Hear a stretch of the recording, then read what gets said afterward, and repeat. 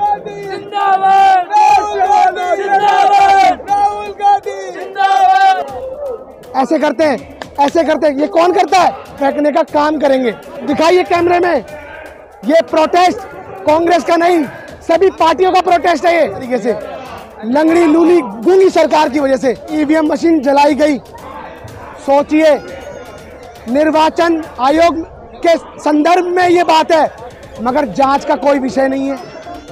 आप बताइए उस पर कब संज्ञान, उस पर कब कार्रवाई होगी? और 800 ईवीएम मशीन जलाने का मतलब समझ रहे हो? गरीबों के साथ धोखा। ईवीएम को लेके बहुत बड़ा आंदोलन चल रहा है और आगे भी बढ़ेगा। अब कहाँ थे उपराष्ट्रपति? बताइए, ये जनता देख रही है।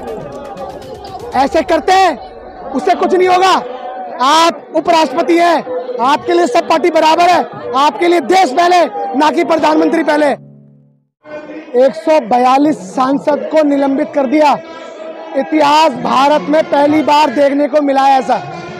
मैं पूछना चाह रहा हूँ और आपको बताना चाह रहा हूँ, इससे पहले कब देखने को मिला है? बताइए आप। 55 साल कांग्रेस ने देश को चलाया है। आप मुझे बताइए, कभी ऐसी चीजें देखने को मिली? बताइए आप। नहीं मिली, क्योंकि ये लोकतंत्र को मजबूत करना था, इसलिए विपक्ष को भी साथ रखना था। आप मुझको ये बताइए, जब सरकार कांग्रेस की बनी तो अपने 2 सांसदों को हटा के विपक्ष को जिंदा करा गया। क्यों? क्योंकि विपक्ष की भूमिका जरूरी है। मगर आज नरेंद्र मोदी जी क्या कर रहे हैं? विपक्ष को खत्म करने का काम कर रहे हैं। आज नरेंद्र मोदी जी क्या कर रहे हैं? आज इस संसद भवन को अपनी निजी प्रॉपर्टी बनाने का काम कर रहे हैं। जिंदाबाद, राहुल गांधी जिंदाबाद।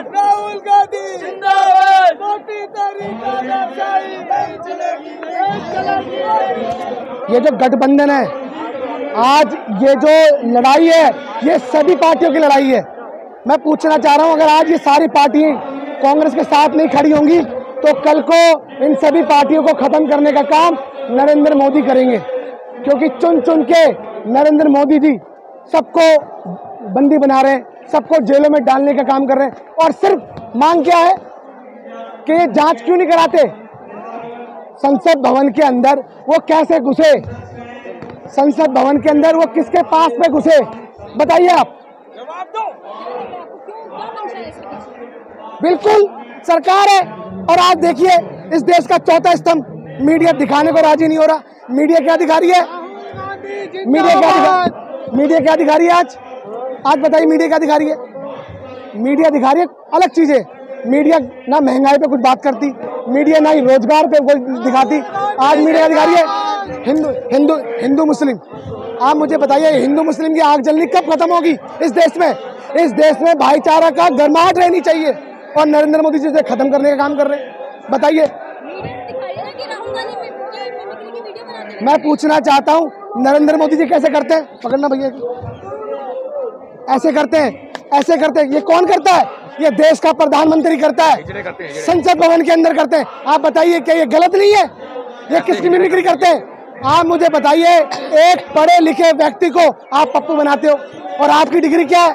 फर्जी निकल जाती है। बताइए आप। पिछले 9 सालों के अंदर 36 करोड़ से ज्यादा, आज के समय 80 करोड़ बेरोजगार हो गए, भुखमरी हो रही है। बताइए, गरीबी पिछले 9 सालों से 36 करोड़ से आज के समय 80 करोड़ हो गए। बताइए क्या हो रहा है? 56 लाख करोड़ से ज्यादा का कर्जा आज के समय, पिछले 9 सालों में 155 लाख करोड़ हो रहा है। क्या हो रहा है इस देश में? कोई पूछता उसे बंद कर देते। मगर याद रखिए, ये कांग्रेस पार्टी है, ना कभी वो अंग्रेजों से डरे थे और ना ये नए अंग्रेजों से डरेंगे। इस सरकार को, अंधी बहरी लूंगी लंगड़ी सरकार को उखाड़ फेंकने का काम करेंगे। ये सारी पार्टियां हैं। आज आप दिखाइए कैमरे में, ये प्रोटेस्ट कांग्रेस का नहीं, सभी पार्टियों का प्रोटेस्ट है ये। आप सोचिए, आज इंडिया गठबंधन के साथ सभी पार्टियां हैं। क्यों? कहीं ना कहीं सबको पता है, आज कांग्रेस ही इस देश का नेतृत्व कर सकती है। मैं आपको एक बात और कहना चाहता हूं, चालाकी 4 दिन की होती है, चालाकी 4 दिन की होती है और ईमानदारी बरसों तक जीवित रहती है। जवाहरलाल नेहरू जी के जो कार्य किए हैं ना उन्होंने, आज भी इस देश में जीवित है, मगर नरेंद्र मोदी जी उसको बेच के अपनी राजनीति रोटियां सेक रहे हैं। और मैं और एक बात बता दूं, शिक्षा को इतनी महंगी कर रही है कि गरीब का बेटा शिक्षा नहीं पढ़ पाएगा। बाबा साहब भीमराव अंबेडकर जी ने हमें संविधान दिया है और संविधान के तहत आज आंदोलन भी उस संविधान के तहत कर रहे हैं हम। अगर बाबा साहब नहीं होते तो सोचिए इस देश में क्या होता। और अगर ये तीसरी बार भी जीत गए, मैं बता रहा हूँ, सबसे पहले इनका जो काम होगा संविधान को खत्म करने का काम होगा, क्योंकि इन्हें पता है संविधान कहीं ना कहीं संविधान को की वजह से डरते हैं। अभी ये डरते हैं, मगर ये डर भी ये अगले चुनाव तक खत्म कर देंगे, संविधान को चेंज कर देंगे। याद रखिए, ये तानाशाही सरकार है, गूंगी सरकार है। आपने कभी हिटलर के बारे में सुना है? मेरी वीडियो सब देख रहे हैं, हिटलर भी ऐसे ही करता था, आखिरकार उसने अपने आप को गोली मारी। क्यों? उसे पता है मैंने कहीं ना कहीं गलत किया, जबकि वो तानाशाही सरकार था और सरकार को अच्छी तरीके से चला रहा था, तानाशाही तरीके से, मगर उसने भी अंत में अपने आप को गोली मारी। और मैं बता रहा हूँ ये कितना कर लेंगे। क्या इन्होंने हमेशा के लिए क्या घुट्टी पी ली ऐसी कि हमेशा जीवित रहेंगे? अरे 75-76 साल है, 5-7-6 साल के बाद इनकी कमर झुक जाएगी, बता रहा हूँ। मगर याद रखिए, देश आज भी नेहरू, गांधी, बाबा साहब, सरदार भगत सिंह और सरदार पटेल और सुभाष चंद्र बोस के को हमेशा याद रखता है, मगर नरेंद्र मोदी को याद नहीं रखेगा। नरेंद्र मोदी को याद रखेगा तानाशाही सरकार की तरीके से, लंगड़ी लूली गूंगी सरकार की वजह से, जिसने युवाओं के साथ छल किया, जिसने गरीबों के साथ छल किया, जिसने बेरोजगार 9 सालों के अंदर जनता को बेरोजगार किया। आप बताइए, ये युवा हैं, बताइए इनको नौकरी कौन देगा? बताइए, बताइए। अडानी 690 नंबर से दूसरे नंबर पे आ जाते हैं, बताइए कैसे आ जाते हैं? ये कैसे आ जाते हैं बताइए? ये जो बुजुर्ग महिलाएं क्यों आई हैं? इन्हें पता है कि नरेंद्र मोदी ने महंगाई को, गरीबी को इतना बढ़ा रखा है। क्या आपको लगता है ये क्यों आई हैं? बताइए, आप बताइए।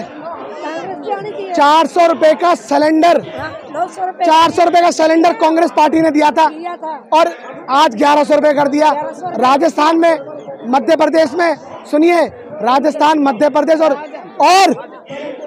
राजस्थान, मध्य प्रदेश, इसके अलावा जहाँ चुनाव हुए 450 रुपए सिलेंडर देने का वादा था, मना कर दिया, हम नहीं दे सकते। फिर एक जुमला हुआ, जैसे 2 करोड़ रोजगार, 15 लाख खाते में, सबको, युवाओं को नौकरी, हवाई चप्पल पहनने वाले को हवाई जहाज की सैर, ये सारे जुमले खत्म। एक नया जुमला, 450 को सिलेंडर देंगे। बताइए आप। मैं बता दूं, इनका अंत बहुत जल्दी है। आपको पता है, आज मीडिया जो अपने आप को बिकी हुई है, फर्रुखाबाद में 800 ईवीएम मशीन जलाई गई। सोचिए, निर्वाचन आयोग के संदर्भ में ये बात है, मगर जांच का कोई विषय नहीं है। आप बताइए, उस पर कब संज्ञान, उस पर कब कार्रवाई होगी? और 800 ईवीएम मशीन जलाने का मतलब समझ रहे हो? गरीबों के साथ धोखा। और ये जो अडानी और अंबानी को जो सब कुछ बेचने में लगे हुए ना, उनको बढ़ावा देने का काम इस ईवीएम मशीन से हो रहा है। इंडिया गठबंधन क्या कर रहा है? आप मुझे बताइए, इंडिया गठबंधन क्या कर रहा है? आप देखिए, जब जो आवाज उठाते हैं उनको निलंबित कर देते हैं। बताइए, ईडी, सीबीआई किसके अंडर में काम कर रहा है? बताइए, इनके पिट्ठू है ये, इनके पिट्ठू है ये। लेकिन 2024 के इलेक्शन करीब आ रहे हैं और आप लोग यहाँ पर ईवीएम को लेके क्या कर रहे हैं? वही मैं पूछना चाह रही हूँ। ईवीएम को लेके बहुत बड़ा आंदोलन चल रहा है और आगे भी बढ़ेगा। मैं बता दूं आपको, मैं आपको एक बात बता देना चाहता हूं, अमेरिका सबसे सशक्त, भारत सबसे सशक्त है, जापान सबसे सशक्त है, जर्मनी सबसे सशक्त है। बताइए वहाँ चुनाव कैसे होते हैं? बताइए, बैलेट पेपर से होते हैं। और आज भारत, नरेंद्र मोदी कहता है कि भारत सबसे शक्तिशाली देश बनने को जा रहा है, मगर लोकतंत्र को आप कुचल रहे हो। क्यों आप चुनाव बैलेट पेपर से नहीं कराते? और ये जो इलेक्ट्रोल जो चंदा आ रहा है उसकी जांच क्यों नहीं करते? पीएम केयर फंड की जांच क्यों नहीं होती? बताइए। इसीलिए ये आंदोलन है, इसीलिए आज इस देश के अंदर कांग्रेस जरूरी है। इसलिए इस देश के नाम पे चंदा मांग रहे हैं कि डोनेट फॉर देश। 138 रुपए से एक गरीब से गरीब आदमी भी अब अपने आप को चंदा दे सकता है 138 रुपए से भी, इस देश को बढ़ाने के लिए। विपक्ष जरूरी है इस वक्त। विपक्ष जरूरी है। और विपक्ष का नेतृत्व कौन कर रहा है आज बताइए? विपक्ष का नेता कौन है बताइए? खड़गे साहब है, बताइए। और खड़गे साहब कौन है? कांग्रेस पार्टी से। मगर आज इंडिया गठबंधन को बिल्कुल मजबूती से कौन चला रहा है बताइए आप? फिर मगर विपक्ष सबको साथ लेके चल। इंडिया गठबंधन में सबकी मजबूती बराबर है, सबका नेतृत्व कर रहे हैं। आज ये बताइए, ये तमाम पार्टियों के लोग आए, क्यों आए?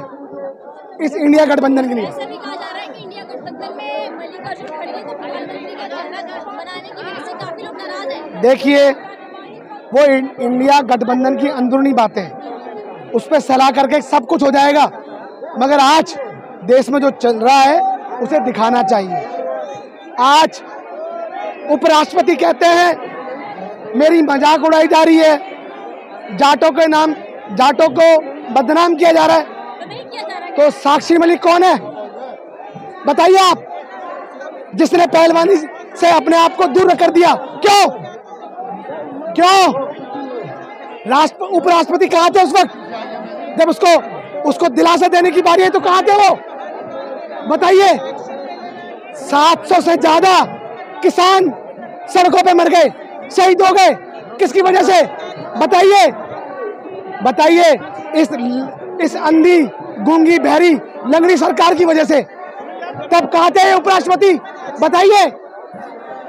ये जनता देख रही है, ऐसे करते हैं उससे कुछ नहीं होगा। आप उपराष्ट्रपति हैं, आपके लिए सब पार्टी बराबर है, आपके लिए देश पहले, ना कि प्रधानमंत्री पहले, याद रखिए। किसकी वजह से? मैं पूछना चाहता हूं, उपराष्ट्रपति की वजह से। उपराष्ट्रपति जी ने साक्षी मलिक का साथ नहीं दिया। अगर सबसे बड़ा कारण है उपराष्ट्रपति है। अगर किसानों ने ठंड से ठिठुरती सड़क पर साल भर से ज्यादा आंदोलन किया, वो शहीद हो गए, कौन है उनका कारण? उपराष्ट्रपति हैं और नरेंद्र मोदी जी हैं। क्या उपराष्ट्रपति को उस वक्त जाटों की दया नहीं आई है? सिख समाज की दया नहीं आई? दलित समाज की दया नहीं आई? किसान बराबर होता है ना कि? आप याद रखिए, ये किसान है, किसान ने देश को चलाया है। अगर ये किसान नहीं रहेगा ना तो ये देश नहीं रहेगा, मैं बता दूं आपको। और ये सुनिए, इससे पहले हिंदू, मुस्लिम, सिख, ईसाई सबने मिलकर देश चलाया है। इस देश को आजाद कराने के लिए अपने आहुति दी है, अपने खून को दिया है। बताइए आप कहते हैं सनातन, मैं पूछना चाहता हूं आपके चैनल के माध्यम से, क्या राम मंदिर का ताला किसने खुलवाया है बताइए किसने खुलवाया है? ये कोर्ट में रजिस्टर हुआ किसके सरकार के समय हुआ बताइए? कांग्रेस ने लोकतंत्र को हमेशा मजबूत करा है। कांग्रेस ने इस देश को, लोकतंत्र को खत्म नहीं होने नहीं दिया, उसकी बुनियाद बराबर रखी है। मगर आज लोकतंत्र मर चुका है। आज जितने भी सांसद हैं, और सबसे बड़ी बात बोलने जा रहा हूं, ये जो मीडिया है इस देश का चौथा स्तंभ, कि जब देश को टुकड़े टुकड़े हो रहे थे, हिंदू मुस्लिम किया जा रहा था, तब मीडिया ने अपनी भूमिका को सही से नहीं रखा। मीडिया ने सच्चाई नहीं दिखाई, मीडिया ने सत्य नहीं दिखाया, और उस वजह से ये देश, लोकतंत्र खत्म हुआ। याद रखिए, लोकतंत्र तभी जीवित है जब विपक्ष जीवित है। अगर विपक्ष खत्म कर दिया तो लोकतंत्र खत्म कर दिया। खबरों में बने रहने के लिए फोरम 4 को सब्सक्राइब करें और नोटिफिकेशन पाने के लिए बेल आइकन दबाएं।